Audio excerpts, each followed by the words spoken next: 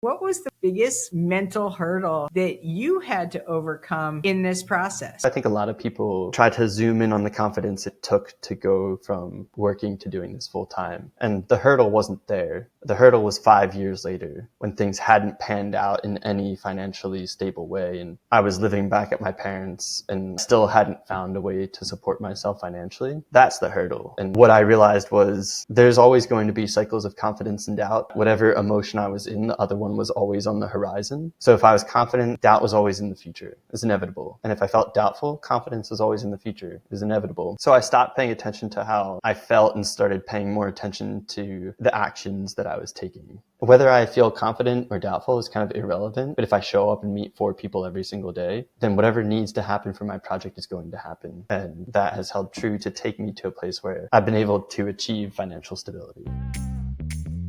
The idea of job security is outdated as a landline. If you haven't been in a search for a while, it's probable you will at some point, by choice or not. Most executives admit to staying way too long or sense what's coming and justify staying anyway. There's another reason. The faulty belief that navigating to what's next will inevitably be worse and has to suck. Screw that. Lauren Greif has spent a lifetime in corporate and executive search, calling bullshit on stale career advice that most still use. This is Career Blast in a Half, the career podcast for executives ready to cut past outdated career advice to fuel your outcomes now. So let's go. All right. So not everyone follows a linear career path. We know that. I mean, how many people do you know that came from this, went to there, pivoted over here, and then did a backflip and landed in another place?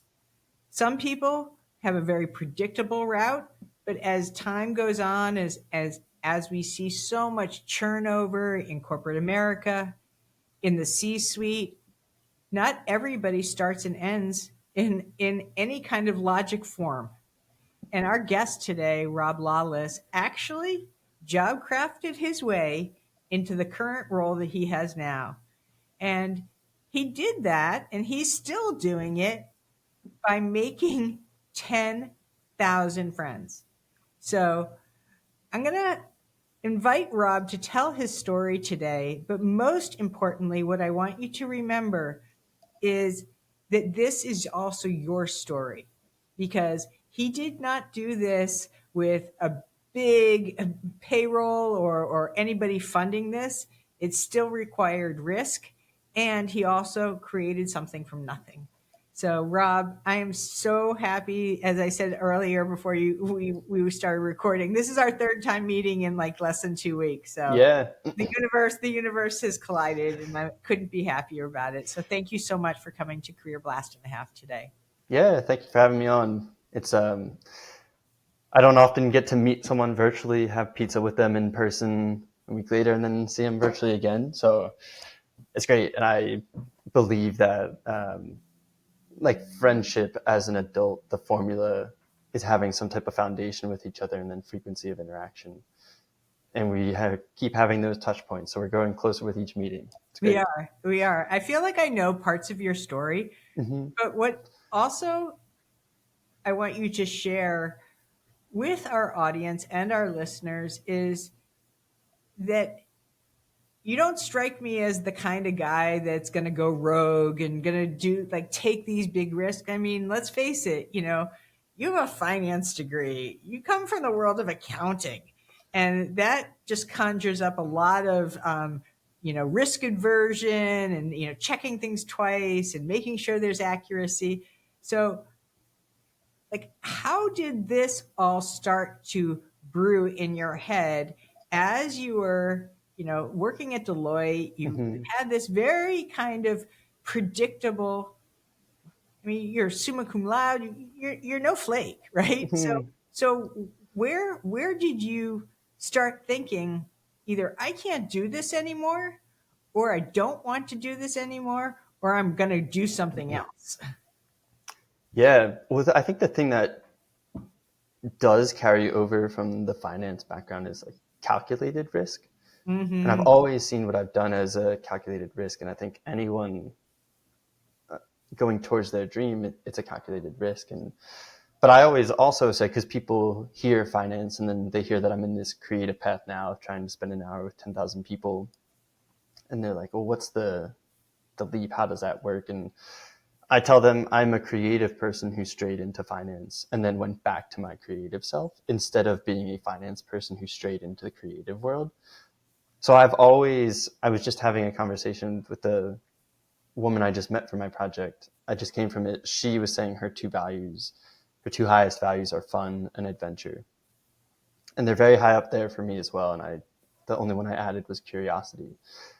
And I think that has always driven me as a kid. And when I was in high school, I already had a sense of entrepreneurship. I mean, I come from a traditional Catholic family in the suburbs of Philly. I'm the youngest of three kids in my family. I started working when I was 14 at Chick-fil-A. And then I think it was like 16 years old, I started working in a financial advisor's office. And he ran like a 10-person operation, but he did really well for himself. And I think that was the first time that I saw, okay, you don't have to work for some big corporation to be successful financially. And he got to control his life. And so I had exposure to it from him. And my senior year of high school and my freshman year of Penn State, there was a show on MTV called The Buried Life. And if you're not familiar, it was these four guys from Canada. They would go around in an RV checking items off their bucket list. And for every item they checked off their list, they'd help a stranger check an item off theirs. And to me, and MTV wasn't helping them reach the goals. Every episode was just, okay, here's the thing we're trying to work towards. Here's the process of how we achieved it. And to me, it was like, you can really do anything that you want in life as long as you're willing to work your way to it. And so I was conditioned with that show a little bit. And as I studied finance, I minored in accounting and entrepreneurship. But I went to school in the time where, and I can't remember if it was high school or college, but like The Social Network, the movie came out. Mm-hmm. Facebook was a thing. Instagram was bought for $1 billion after a year. There were 3 Penn State guys that were only like 4 years older than me that started a company called Weebly. It's kind of like a website drag and drop thing. And their company was worth millions of dollars. So I just had, when I saw those things, I thought it was possible for someone like me too. I think I've just always had that naivety or delusional optimism. And when I studied finance, I thought, okay, I'm either doing investment banking or consulting, because those are the top 2 like, most respected careers that I can get. They're the ones where I can make the most money in finance. And then I got Deloitte Consulting, and very quickly it was like, okay, this isn't for me. I think because I had always had that interest in entrepreneurship, I had one foot out the door by the time I got there. And I struggled with the fact that someone else told me when my day ended. Like, I didn't get to decide if my day ended at 6 p.m. or midnight. That was on the manager and whether they needed me to stay. And if I needed to work on Saturday, it's like, hey, sorry, but you have to work on Saturday. And I had a moment recently where I was like, man, to Deloitte, it doesn't matter because they don't need me. There's always going to be the next person that's willing to work at Deloitte. But it was literally last week as I was riding past their office, because I live up the street from my old office now, I had the realization that I didn't need Deloitte either. Like, it was a great place to start my career, but I didn't have to stay there to be successful. I could take a leap into something else. So I went to a startup and then eventually ended up doing this project. But that was a very long-winded answer, but that's kind of a little bit of the background of me being in this more creative path. And so this sounds, I like that phrase, right? Like optimistically delusional or delusionally optimistic, right? And so here you are, I mean, you're all of 33, and I'm curious because I don't know if anybody was formulating a parade and people thought it was a good idea or you're out of your mind. And so I'm curious, like, what was the biggest mental hurdle that you had to overcome or did you in this process, right? Like, because it's pretty different. Yes. I think the biggest mental hurdle, because you know what, I think a lot of people, a misconception, they think about the confidence it took to take the project full time in June of 2016 when I was laid off from the startup because they were acquired. I had started this 8 months prior in November of 2015. So in June of 2016, I took my project full time. And I think a lot of people try to zoom in on the confidence it took to go from working to doing this full time. And the hurdle wasn't there. The hurdle was 5 years later when things hadn't panned out in any financially stable way. And I was living back at my parents' because I couldn't afford to move out. And I had done national press and stuff, but I still hadn't found a way to support myself financially. That's the hurdle, because at that time I'm 30. And as I've put my time into my project, my friends have gone off and got married and they got promoted at their jobs and they bought their first house and they're starting to work on kids. So at 25, like, our lives are pretty similar. At 30, it was clear that we had chosen some different paths, and they had all kind of moved together and I moved in one direction on my own. And I think in that process and moving back in with my parents, where a lot of their worry showed up in dissuading me from doing the project and hoping that I would go back into consulting. And like, I really had to remain a big champion for myself. And I was lucky that the people I met through my project always thought what I was doing was really cool. And my brother was always a huge supporter of it. My sister came around to be a big supporter, and my friends were always supportive of it. But I started to slip into a place where it was like, it feels like it felt like people were perceiving me as the 30-year-old in his parents' basement that was playing video games all day and was lazy and wasn't trying to go out and work. And like, you start to think, oh, I couldn't be at Deloitte if I wanted to be there, or I wasn't smart enough to graduate summa cum laude. And it's like, wait, but I did do that, and I did work at Deloitte, and I could still be at Deloitte if I chose that path. I'm not on this path because I'm not intelligent or I'm not worthy. I'm on this path because I chose it. And I think you can spiral into that mindset a little bit on the entrepreneurial journey. And yeah, it was a hurdle. But for me, what I realized was there's always going to be cycles of confidence and doubt. I know you said you experienced them. I still experience them. And I just realized that whatever emotion I was in, the other one was always on the horizon. So if I was confident, doubt was always in the future. It's inevitable. Right. And if I felt doubtful, confidence was always in the future. It's inevitable. So I stopped paying attention to how I felt and started paying more attention to the actions that I was taking. And I became pretty stoic in that way, where I was like, whether I feel confident or doubtful is kind of irrelevant. But if I show up and meet 4 people every single day, then whatever needs to happen for my project is going to happen. And that has held true to take me to a place where I've been able to achieve financial stability. So please help anyone who's listening understand what, and I'm using my air quotes, what your project is. Help us understand what it is, why it is important, and why it is gaining so much traction, and of course, how they can get involved. Yeah. So since our last conversation, I have been using Journey more than Project. But yeah, and I like that we talked about, it's a social adventure is what I was able to put into words last week when we were talking. It's just an exploration of what happens when you intentionally sit down one-on-one with 10,000 different people for an hour each.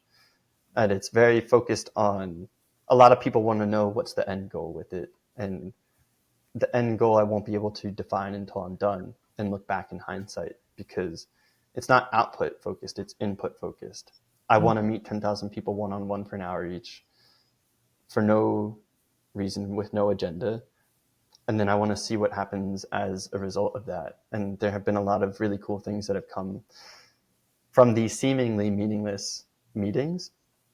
Can you share some? What are some of the either top 1, 2, 3, like really, like, either universally meaningful things, or of course things that have really impacted you, changed, like, gave you something that you never saw coming when you started? Yeah. So the apartment that I'm calling in from, Uh, I found it because of someone I met through my project. I had met him a few months before my sublet was ending. I put out a story on Instagram. He saw it. He replied and said, "There's a unit opening up in my girlfriend's building." So I wouldn't be in this apartment without him. And he moved in with his girlfriend a week later. So he's my next door neighbor. He's a friend of mine. He's been my next door neighbor for over 2 years now, which is great. And it's very nice to live in a place where you really like your neighbors. And so that's one. I got into keynote speaking because I met this girl, Michelle, in August of 2019. And she told me that she was a keynote speaker. And she told me that there was room for me in that industry. And that was such a huge meeting because that became the way that I now support myself financially. And actually, Michelle was introduced to me through a guy, Bernardo, that I met 3 years earlier. He was like number 200 or something through my project. The suit that I wear on stage for every keynote was made. I met a guy who worked for a suit company in Philly, and he was like, "Let's meet for your project, and during that time, I'll measure you and we'll give you a free suit." So he gave me a free suit, and I wear it all the time.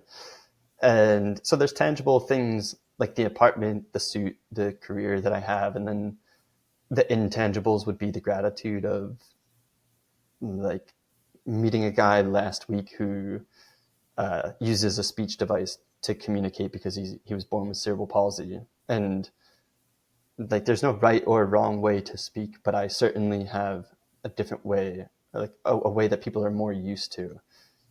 And I did nothing to do that for myself. I'm just lucky that I was born in that way, that the way I communicate is the way the majority of people communicate. I've met a lot of people who've lost siblings and parents and loved ones, and I'm lucky to still have both my parents. I still have both my siblings. Everyone is in good health, which is great. So one of the things I'm most thankful for is I've realized I'm not always going to have them before they were gone. So I'm very present when I'm with my family and like taking mental snapshots of that time we have together because I know it doesn't last forever. So to have that while I can still know, oh, okay, I can just go home this weekend and spend time with them. Like, let me do that because I won't always have that opportunity. Such a huge thing that I don't think a lot of people realize until they get hit with the reality of that. So those are a handful of the different things. And then I went to a concert on Friday night because I learned about this band from this girl that I met in 2021.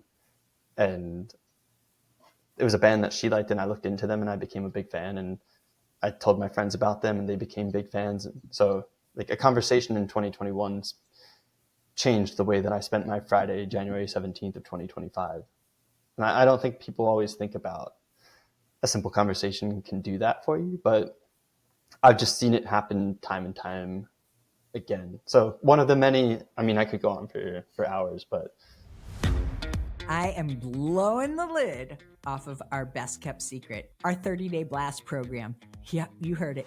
30 days. We have seen so much success for this program that past clients have landed in that 30 days and increased their compensation 40, 50, 60, 70, 80, over 100%. Now, not everybody lands and earns that much in 30 days, but my point is it prepares you. And in 30 days, if you're not out of there with a changed mindset and changed clear and simple ways to be able to navigate the market this year, then we'll gladly refund your misery and you can go back to applying now. Check out the link below for the next 30-day blast, and we would love to have you there because we live for your success, and that's what's really important. See you then. So you mentioned that through your project, through your journey, you got introduced to somebody else who introduced you to the idea of keynote speaking. And so I had the great fortune of meeting you last week because you were keynote speaking in my little hometown of Asheville, North Carolina. And we did a pizza thing, which was super fun. Mm-hmm. But also, I mean, did you ever forecast that this would be not only something that you were really excited about, did not see it coming, now is how you earn your income, and have partnered with so many big brands and are just building so much momentum? And what is the message behind that for all of us? Well, I had always, when I started the project and chose to do it full time, I mean, even before I chose to do it full time, it was started as a mission that I hoped I could eventually turn into my career. And I always thought it was really cool. I still think it's super cool. I think I'm my biggest fan, which you have to be, because not everyone is always going to be there seeing your content or whatever. And when I took it full time, certainly I was doing it with the intention of making my money through this as opposed to a different path. And I always thought it was possible. I just thought that, I mean, people say all the time, oh, it's not what you know, it's who you know. Relationships are everything. And I was like, okay, well, let's test it. Let's see if it actually is. And I'm happy to report that they are everything, and it has led. But yeah, I never anticipated becoming a public speaker. I thought that I would do social media partnerships, and as my project grew in terms of the following and the media coverage, that I would be able to work with bigger brands that cared about human connection. But that landscape has changed so much over the last decade, where it's not as easy to grow on social media, and it's not as easy to be authentic on social media. And I really care about the authenticity of my journey. So I didn't want to do this to build a following. I wanted to naturally build a following because I was doing this. And it's kind of two different approaches, but the speaking was really nice that I found that, because it feels like the most authentic way to support myself. I have full control over the way I post on social media and stuff, and people hire me to share the value of what I've learned and how they can apply that to building workplace culture, engagement, and retention of talent, or social wellness, things like that at work. I think the lesson is,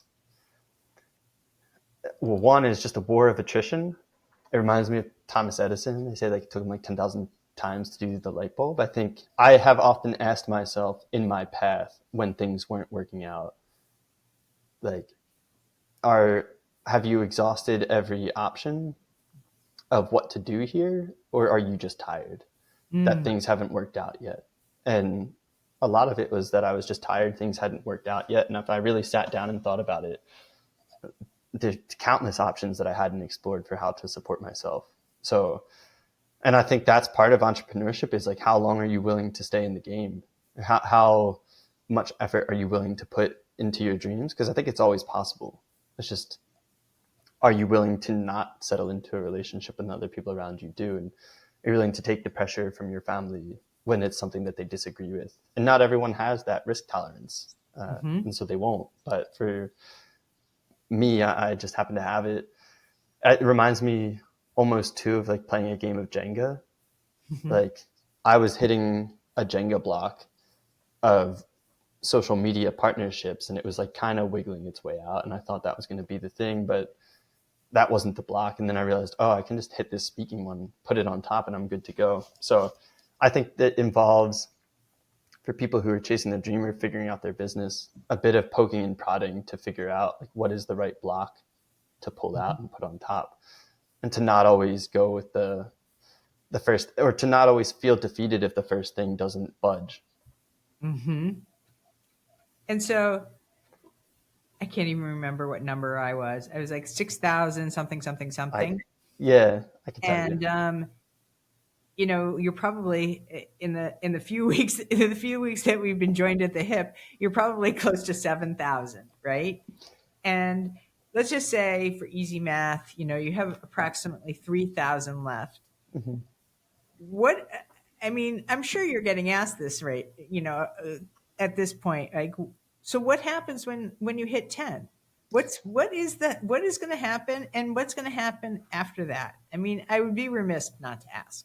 Yeah, a lot of people are curious. So you're number 6729. 6729, thank you. Yeah, and I think so it's been over 9 years since I started the project, and for many of those 9 years, I wasn't doing the speaking part, so I was just fully focused on it. And with the speaking now, my life is kind of a marriage of the two. So people think that I can pick up the pace of meeting people, but it's actually slowing down, because I'd like to have as many gigs as possible, which means traveling.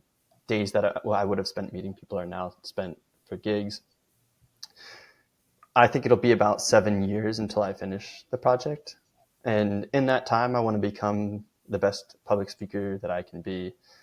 I like that industry is so interesting to me because I think I have a gold mine of content to deliver to people because I've heard 6,700 stories, and I can dive into whatever topic people want to talk about.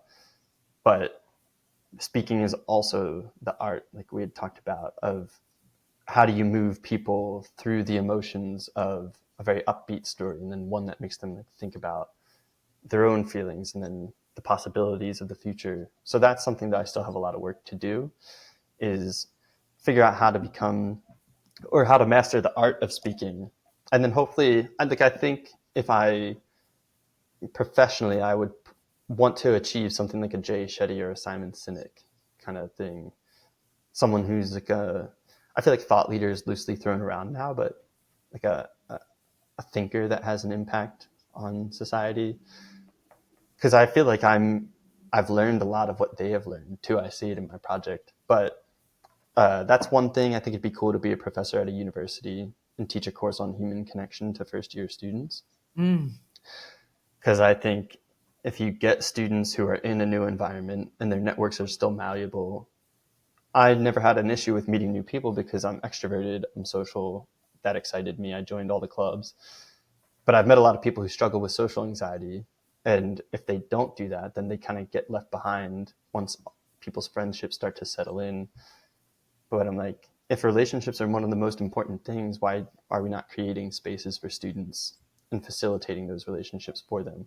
So I just want to have a class where people sit down one-on-one every class period and they learn from each other's backgrounds rather than a textbook or a PowerPoint.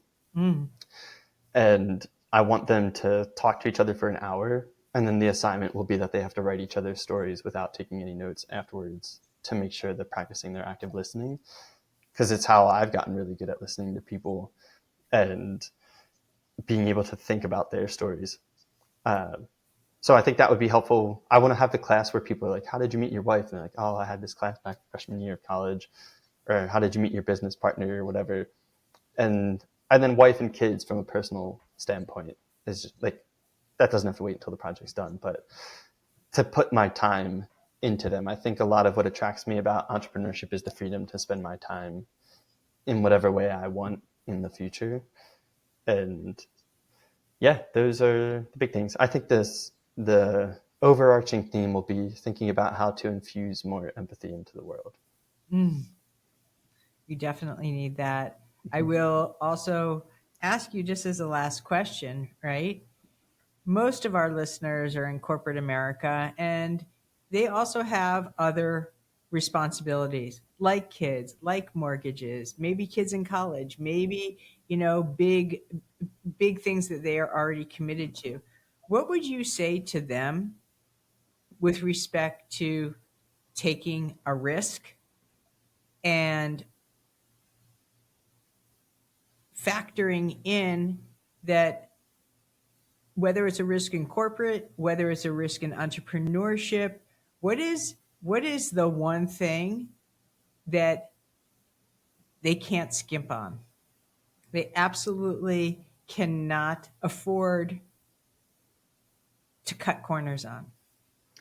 When taking a risk, I think that's a good question. I think going back to the start of it's like doing the calculations, I think is a big thing. And that is going to look different for different people. But when I started my project, Humans of New York had already existed. And I had learned about him because I told my girlfriend at the time, like, I want to meet 10,000 people. And she was like, someone in New York is doing that. And so that was 2014.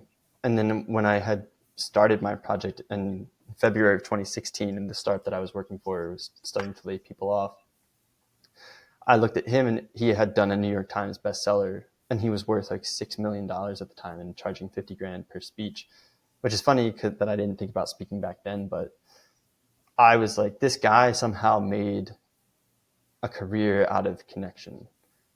So the possibility exists. So it's not like I'm going into anything blind. And I think if people, let's just say they want to start a marketing agency, like you can look at marketing agencies and you can look at the possibility of how it succeeds and know, okay, like the calculation might be, okay, I'm starting to do this while I still have my corporate job.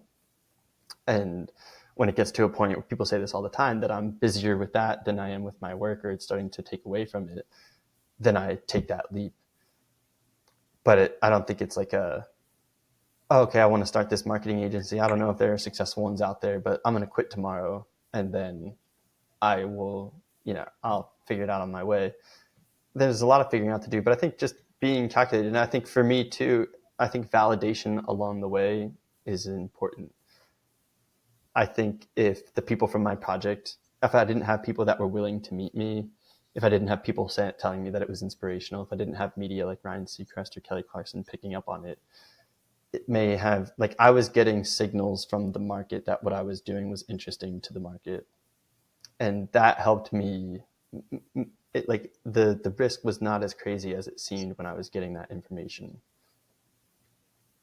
I really appreciate you putting this all out there, because I think that there are a lot of people that either think it's too late or it can't be done. And I love that you saw it there and you said, hey, wait, it exists there. So there must be an opportunity, and just went after that. And I want to say to all of you who are listening, this is 2025. If you're not interested in corporate and you want to go after something, know this: it will not be easy. It will not always be smooth.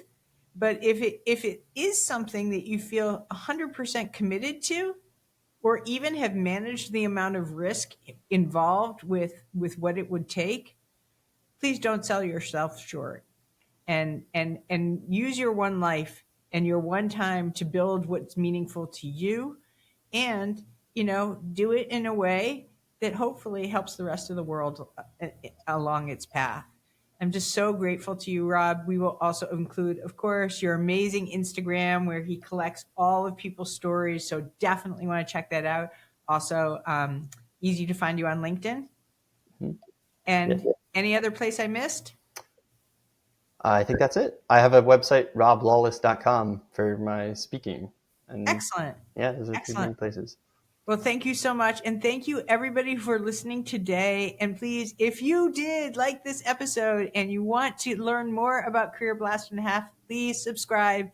Also, we do appreciate so much your reviews on Apple Podcasts. Thank you in advance. It does help us feel validated and keep us going and keep the dreams alive. So thank you so much. And signing off, and I'll see you next week.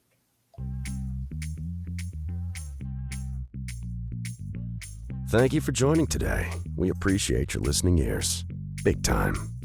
We ask this: use these tools, not tomorrow, right now, and share them by spreading the love, leaving us a rating and subscribe so you don't miss the next Career Blast and a Half. Most of all, thank you for you.